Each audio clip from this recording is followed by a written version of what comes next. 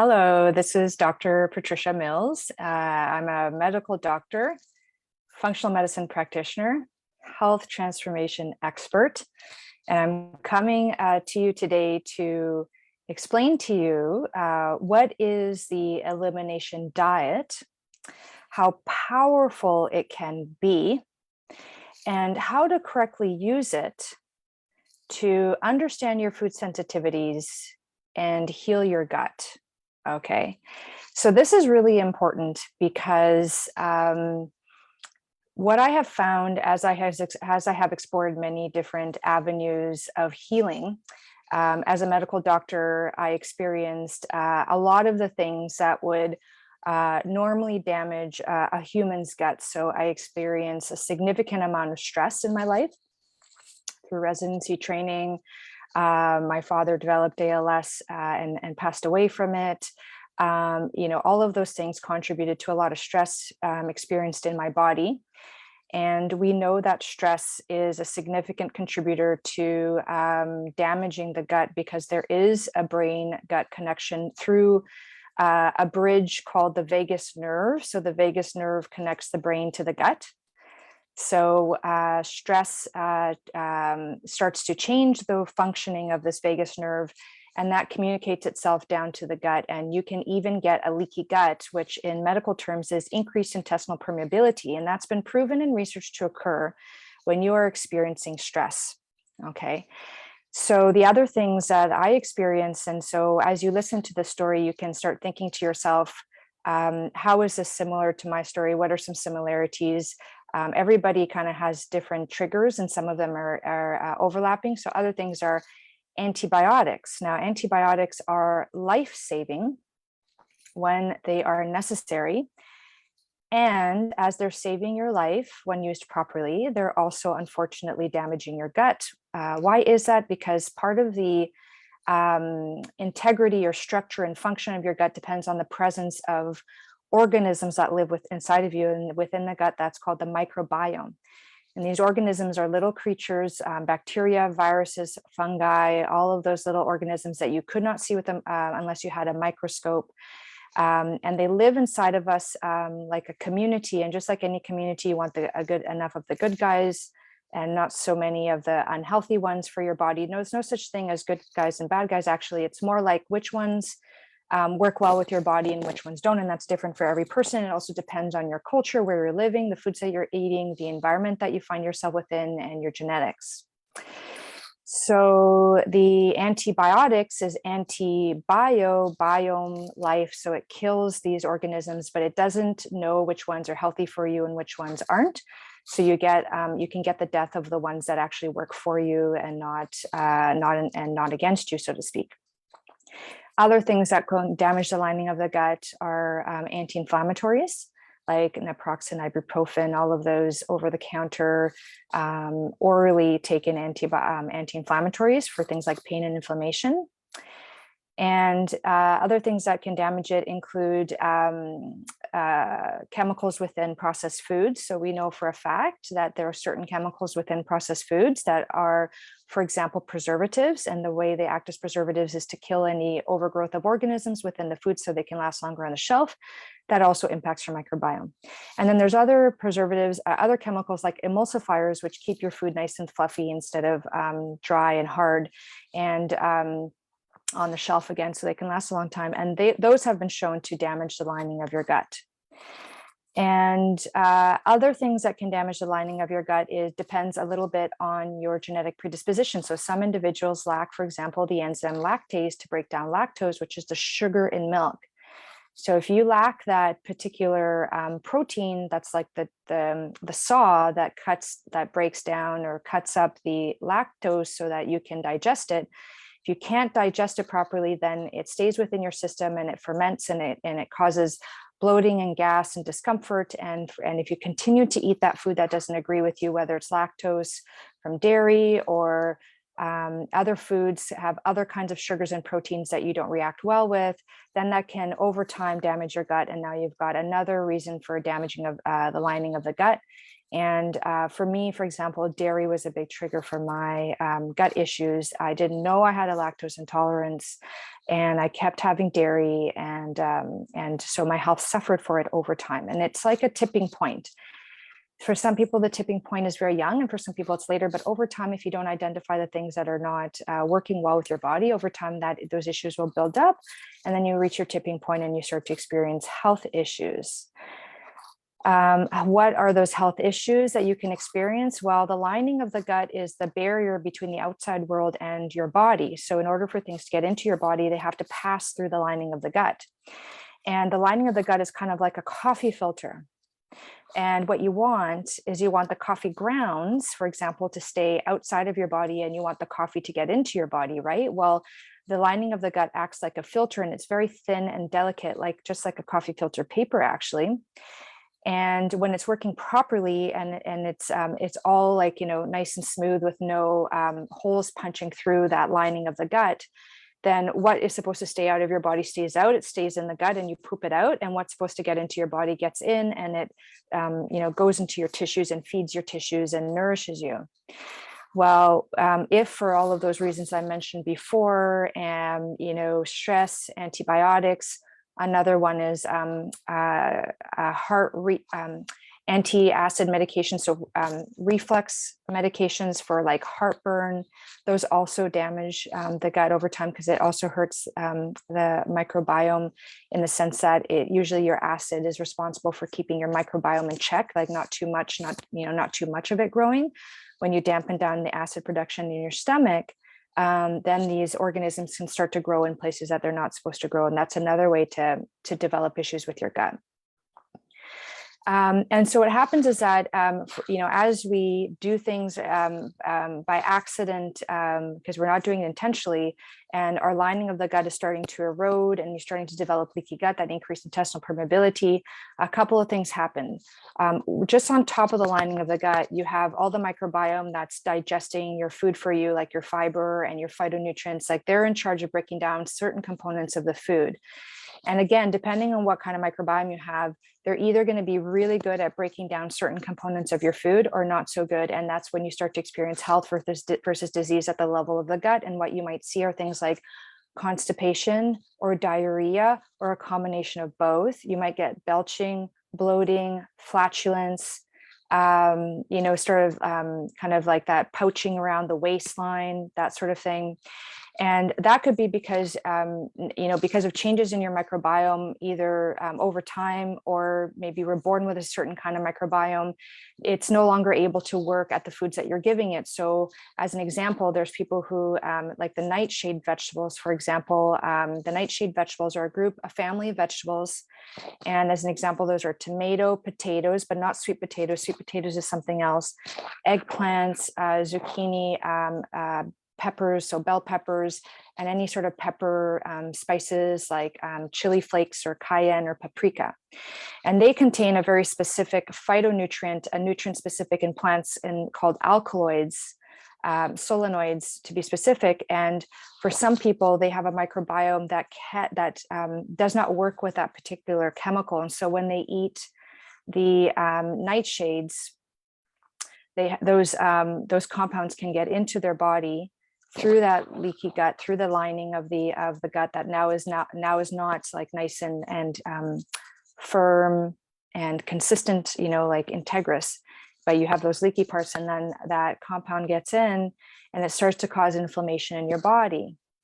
Okay, now inflammation in your body can manifest in many different ways. All right. It can manifest in joint pain. So people have osteoarthritis or rheumatoid arthritis. It can manifest at the level of the skin. So dermatitis, psoriasis, acne,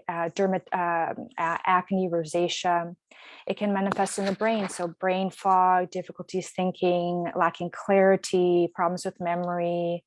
It can manifest in the heart. So you can have like heart arrhythmias and palpitations and those sorts of things. So anything that would go in and irritate the body, basically. Okay, so when you have a problem at the level of the gut, you can actually experience a problem as a result all throughout the body. And what kind of problem you're going to experience will really depend on your genetics and what we call the weak link of your chain. So some people will first have their joints affected, and some people will first have their skin affected, and some other people, it's the brain. And then if you were to continue to have the same lifestyle, like you cannot heal yourself in the same conditions that created it. If you continue to have a lifestyle under which these conditions were created, then it'll just kind of amplify over time. Okay. So there's food sensitivities that occur then within the lining of the gut as a result of problems with the microbiome. Then there's the food sensitivities that occur within the body as a result of that increased intestinal permeability, the leaky gut, and things getting into your body. And now your body is having to deal with all of these compounds and chemicals that it wasn't really meant to deal with. It wasn't designed to be exposed to it. So it reacts against it as a foreign invader. And now you have the immune system, which are the cells that are responsible for protecting you against foreign invaders, are activated. And instead of resting most of the time and just being activated with an infection, now they're activated all the time. And that causes like a low level burning fire of inflammation. And over time, that causes a lot of stress on the body. So you have this vicious cycle of inflammation and stress, and your body tissues start to suffer. And again, you can be in different body parts depending on where you're at and what your genetics are and what you've been exposed to over time. Okay. So then the question is, how do I know I have this problem? And how do I heal myself from it? Right. Now, interestingly, in research, there's all of these tools that we have in the toolbox. One tool is what's called the food sensitivity test. And that's a blood work where you go and you take your blood and they analyze the blood, and they take the blood and they expose the blood to these different molecules of food, like banana molecule, banana protein, gluten protein, kiwi protein, all rice and all those things. And it sees what the blood reacts to. And what the blood reacts to, then you say, okay, this may be an indication that you're having a reaction to these proteins inside the blood. Well, if you take a step back, what that means is you have, at the very least, if you get your results back and you have like multiple food sensitivities, at the very least, what you know is that you've got a leaky gut, because those proteins should not be getting into your body. They should be broken down through your digestive processes, right? Like the chewing, the stomach acid, the digestive enzymes, those all should be breaking down to tiny, tiny little particles like amino acids, which are the building blocks of protein. And the body doesn't react to those because that's the building block of life. Like the body uses amino acids to build itself up. It's like if you take a house and you break it down into the bricks, and then you take those bricks and build up another house. Those two houses are different, but the building blocks are the same. So we have the house components of a banana and we have the house components of a human body, and they're different. Okay. And that's the case for every single life force, life on this planet. So one thing to know is that if you get your food sensitivity results back and you see a huge list of food sensitivities, what you know is that sometime in your past and ongoing, there's something that's causing leaky gut, intestinal permeability. And because the gut is always renewing itself, over time, what you know is that it's an ongoing trigger, and you have to like go in and remove the trigger and allow time for the gut to heal again, right? And I wouldn't get too worried about what it is that you're reacting to if it's like a lot of random things, because all that shows, and it's usually the stuff that you're eating every day, right? Because if you have a leaky gut and you're eating your usual foods every day, that's the food that's going to get into your body. That's what your body's going to react to. Now, I call those like bystanders, like innocent bystanders. So like a banana usually doesn't cause food sensitivities in people normally, but because of the leaky gut and the banana not being properly digested and getting into your body in like a more intact form, which it shouldn't, then your body reacts to that.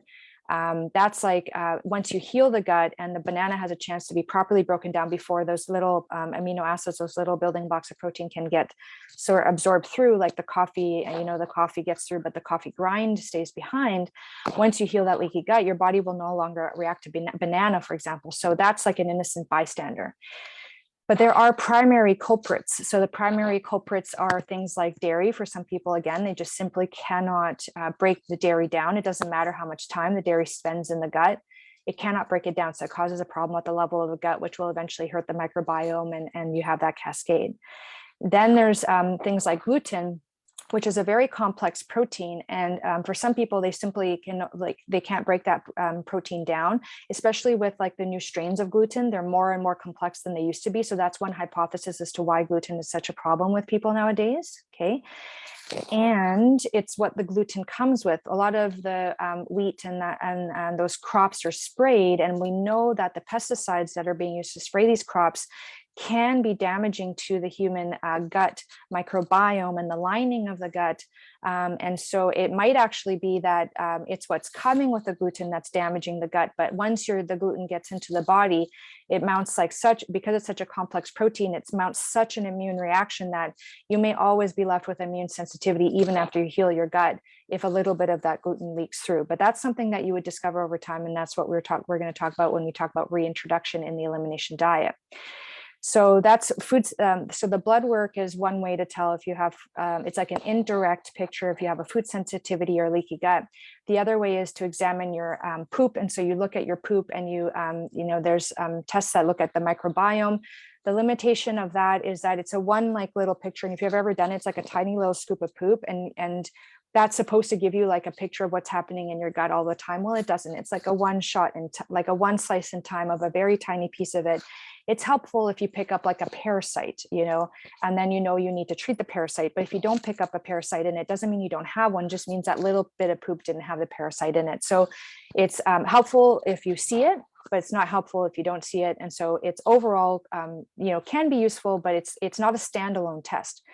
The actual gold standard for determining food sensitivities, and the nice thing is it also is a treatment. So it's a diagnostic and a treatment, is the elimination diet. And in research, it's considered the gold standard.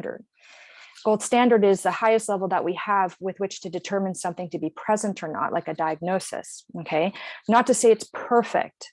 Nothing is perfect. The gold standard for Alzheimer's actually is you have to open up the brain and take a piece of the brain out and biopsy it, but you're not going to do that in real life. So same thing with elimination diet. We're not going to go in and take a piece of your gut and say, oh, it's leaky or not, right? So what we're doing is we're using the best measures that we can. So what is the elimination diet? The elimination diet is a short-term tool that you use, very powerful, where you remove the foods that have been most associated with damaging the lining of the gut and causing inflammation in the body. So what are those? Those are sugar, wheat, and other flours, because sometimes there's the spray, it's in other flours as well. It's not just wheat that is heavily sprayed, for example, right?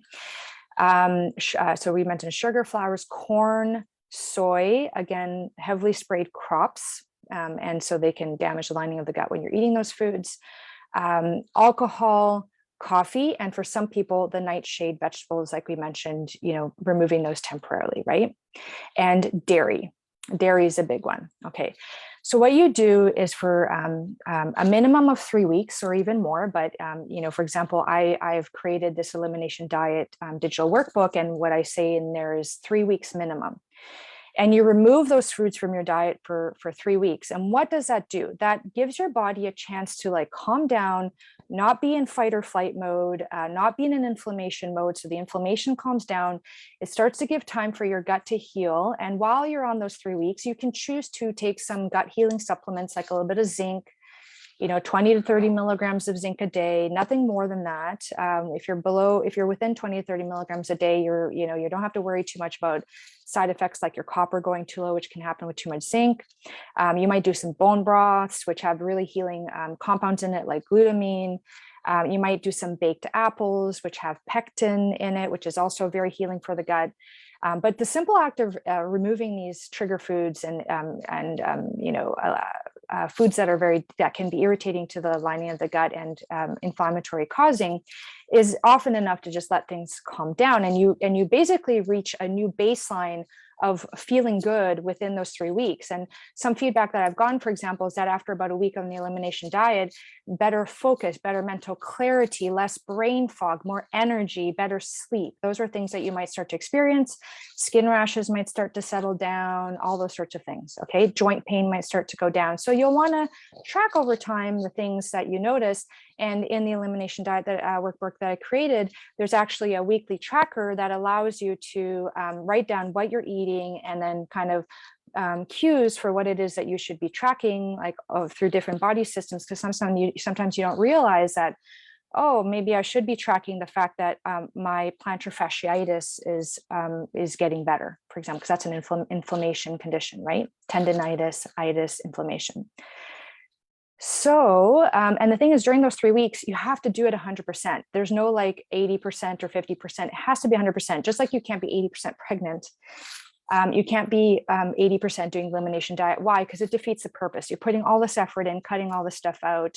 And oftentimes the thing that we feel like we can't give up at the time is the thing that's causing the problem, because the body develops this like kind of almost like a weird addiction to the thing that's causing the inflammation, because it activates us. Inflammation kind of activates our stress response. And sometimes that can like be like a bit of a jolt, like a coffee rush, like a caffeine kind of jolt. And so the thought of giving that up can be very difficult and hard for people, but it's necessary. So you need to 3 weeks. It's like you pick your start date. And in the Elimination Diet workbook that I've created, I have a very clear instructions on what you can't eat. Now, I've listed as many things that you can eat, but it's impossible to list like all of the vegetables in the world, right? So depending on where you're living, there might be a vegetable that I haven't mentioned in the what you can eat category. Now, if you've been eating a lot of it, I would suggest cutting it down, because another thing you want to do is introduce a lot of variety. You don't want to be eating a lot of like artichokes or a lot of broccoli. You want to introduce the variety, because again, whatever you eat too much of, the body can eventually react to. So variety is key. But you have to pay attention more to what you can't eat. So for 3 weeks, you can't eat it. And I provided so many tasty and amazing recipes that you can use during those 3 weeks, minimum of 3 weeks. You can do it for longer if you like. Some people love the feeling that they get so much that they live on that phase for the rest of their lives. That's the new way that they eat. That's my lifestyle. I basically eat like as if I'm on an elimination diet, but I don't find it restrictive or deprivation at all, because it's so tasty and delicious, and so much variety. And those recipes are a really great starting point. But let's say you're like, well, I like this recipe is my favorite recipe. I would just make sure that you don't have any of the ingredients in the do not eat in the recipe. And you may need to substitute things out. Like, for example, gluten-free flour, right? Maybe you substitute that out for like an arrowroot flour, or just for a little while you don't use gluten-free flour, and then you notice what it's like when you introduce it. I had someone who was using the Elimination Diet workbook, and within a week and a half within the elimination phase, her husband added a little bit of gluten-free flour into the gravy as a thickener, and she noticed the next day some brain fog, some heaviness, some headache. And she noticed it because she had gotten so good within that week and a half on the elimination diet that the difference between how good she felt and what that food caused as a trigger in her body was noticeable. So that's what we want. We want to notice the change, because if you don't notice the change, then you don't know. Like, if you're always kind of eating shitty food, you're always feeling shitty. And I don't mean shitty food like the food is shitty. It's not good for you. If you're eating food that's not good for you, you're always feeling crappy. And so you never really know, right? Like, you add on another food that's not good for you, it's like not much of a change. But if you get really good and then you feel bad, you see that difference. Okay. So what are you going to do now? You've done the 3 weeks, you've gotten a really clear idea of what your body is like with as little inflammation as you can, and processed foods is out. And again, as an example, I had a friend who was doing this elimination diet, and she was like really frustrated because it wasn't working for her, right? And I happened to go over to her home to hang out, and I noticed that she had bags of like chips, and they were like the healthy chips.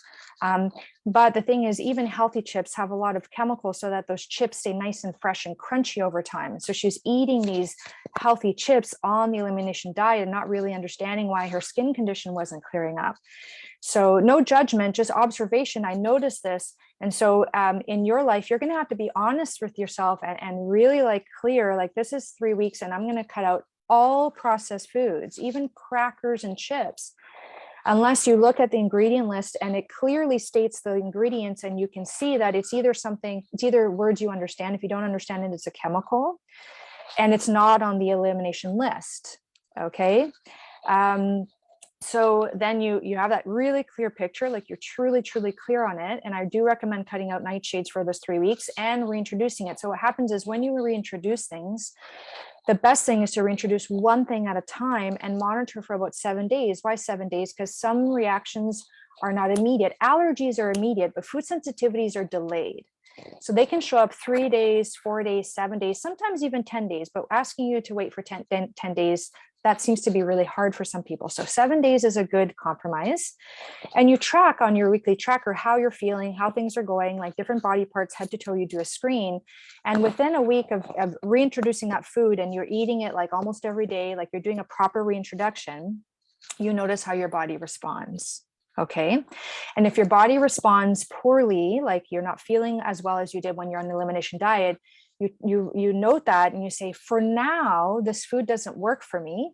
And you set it aside because it's a picture of how your body is now. Okay. And then you do that with every single food that you reintroduce. And for example, like milk is different from cheese, which is different from butter. So you reintroduce milk at one point and cheese at one point and butter at one point, because some people do very well with hard cheeses and not with milk, with butter and not with cheese. So you want to like, the way that the food is prepared matters. And that's another thing in the Elimination Diet workbook that I've created. I've also taught you how to properly prepare your food. So quinoa, rice, legumes like beans, they should all be soaked.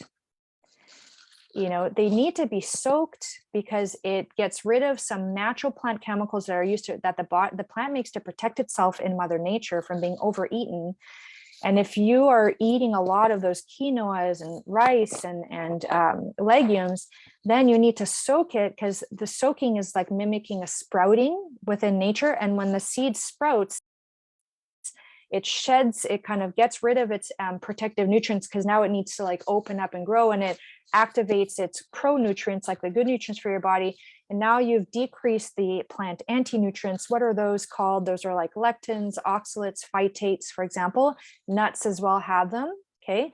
So I provide recipes within the book of like how to properly prepare your oats, how to properly prepare your nuts, how to properly prepare your rice. And I would recommend a white basmati rice and not a brown rice, because a lot of those anti-nutrients are in the husk of the rice, the brown part.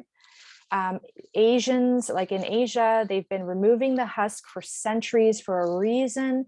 Yes, it's got more nutrients, but it's got a lot of anti-nutrients. And if you're eating a lot of it over time, it can slowly damage the lining of your gut as well and lead to things like leaky gut and food sensitivities at the level of the gut. Okay. So, so you're reintroducing your foods, you're noticing your foods, and now you've got this new baseline of foods. And the key is when you're reintroducing your foods, the idea is that you don't want to be overexposing your body to any one food. So if you used to eat eggs every day and you reintroduce eggs and you're okay with that, I would recommend try not eating eggs every day. Try not eating, oats every day, and try not eating whatever every day. Try to create variety within your diet, because again, every plant has its unique nutrient and anti-nutrient. Every food has its unique things that are healthful for you and not helpful for you. And if you overwhelm the system with the same food all the time, it can cause problems at the level of the gut, like we talked about. The other thing is seasonality. So certain seasons of the year, like winter versus summer, certain foods, your body's primed by the weather and the sun or the lack of sun to digest foods a certain way. They've shown in research with deer, if they give deer in winter the food that they eat in summer, they go into massive digestive distress and they can even die. We're not as extreme as that, but we certainly do have some elements of that. So trying to eat foods in season as much as you can, locally grown. And the other one is that organic food, like, we talk about pesticides being really damaging for the gut. If you go to ewg.org, and in the book, I give the website for this, you can see what are the clean 15 and dirty dozen. Dirty dozen are the foods that are most sprayed and retain the pesticide in it. And the clean 15 are the foods that even if they're sprayed, the pesticide doesn't really get into it, like an avocado, for example. So you can decide how you want to spend your money based on the risk of pesticide exposure that you're going to give your body. So genetically modified foods are genetically modified to be resistant to pesticides. We are not genetically modified to be resistant to pesticides. So you definitely want to be mindful of that. Okay. And then what you do is that as you're eating this food and you're introducing variety, small amounts of things, you've cut out the things that have caused reactions in your body. You might want to repeat the elimination diet on a small scale every now and then with foods that are on your eliminate. So let's say you're like, oh, bananas are really causing a problem for me still. Wait a few months and then get a clear baseline of where you're at, and then reintroduce the banana. Maybe the microbiome that was having an issue with the banana has shifted over time. Maybe that leaky gut has healed over time, and now you're okay with the banana, right? So you're going to see that you can kind of start to pulse and use this as a tool in your life. So at first you have to be very very systematic. And in the future, you might choose a few foods where you want to reintroduce to see. And sometimes you might develop a food sensitivity to something over time because the microbiome has shifted, and you used to be okay with wine and now you're not okay with wine, right? Used to be okay with red wine and now you're not okay with red wine. Well, one way to know is to pull it out of your diet, right? Wait 3 weeks and reintroduce it and see how you feel, right? Because as we age, our microbiome shifts. Okay. And as we age, our digestive power shifts. So we might be able to digest some foods when we're younger and not when we're older. Same thing about cooked foods versus raw foods. When we're younger, we can do a lot of digestive power raw foods. When we're older, not as much. So we might need to do more cooked foods. So as you age, you might do more, 70%, 80% cooked and 20 to 30% raw, for example. And that has to do with digestion and the digestive power of breaking down raw foods. Versus cooked foods, it's much easier to break down and easier to absorb the nutrients, right? So I hope you found this useful. Some frequently asked questions of the elimination diet, for example, can I use this with children? And I would say, as long as you're following the recipes that I provide in terms of like having enough fats in your diet, enough vegetables in your diet, enough healthy, high quality proteins in your diet, that's how the elimination diet is basically how we used to eat like 100 years ago or more, right? But with the advantage of cooking, like instant pots and slow cookers and all those sorts of things. But essentially, it's a very clean diet. So is it good for children? Absolutely. You just can't do deprivation diet. The elimination diet is not a deprivation diet, okay? And I try to provide different recipes, like little treats that you can use as well for yourself or for your children and that kind of thing. But remember, the key is to, when you reintroduce it, you're going for variety, small amounts, like you're microdosing your food, so you're not overdosing any particular food. And if you find yourself doing that, then take a step back, kind of pull it out for a little while, give your body a break from it, and then reintroduce it again and see how you do. Okay. So I hope you found this useful. In the tracker, I also put a space where you can track your blood sugars. If you're someone who's interested to see, is the food that you're eating triggering like a massive spike in your blood sugar? For example, I've had some people who were monitoring their blood sugars, and one person, when they reintroduced oats, soaked overnight oats, their blood sugar went up like a big spike, and another person reintroduced it and their blood sugar stayed normal. That's a microbiome / genetic response to the oats. So that one person who had a massive blood sugar spike, she opted to not have it as part of a regular part of her diet, because we know that massive blood sugar spikes will imbalance the hormone insulin, which has like a domino effect on other hormones like testosterone, estrogen, progesterone in not a good way, right? So, and cortisol as well, which is the stress hormone. So if you want to, you can use that space to record the blood sugars. And typically you record the sugar before you eat, right before you eat, then an hour after, 2 hours after, and 3 hours after. Okay. Now you may need some professional guidance from someone like myself, like a health transformation expert or a medical doctor or a naturopathic doctor or a nutritionist, to try to understand those blood sugar responses, because there's certain patterns in blood sugar response that need to be interpreted, and then you make decisions on what you're eating and how you're eating. And remember, if you're eating before, within a couple hours of going to bed, that's usually not good for your digestive system. So you want to wait 3 hours before you go to bed.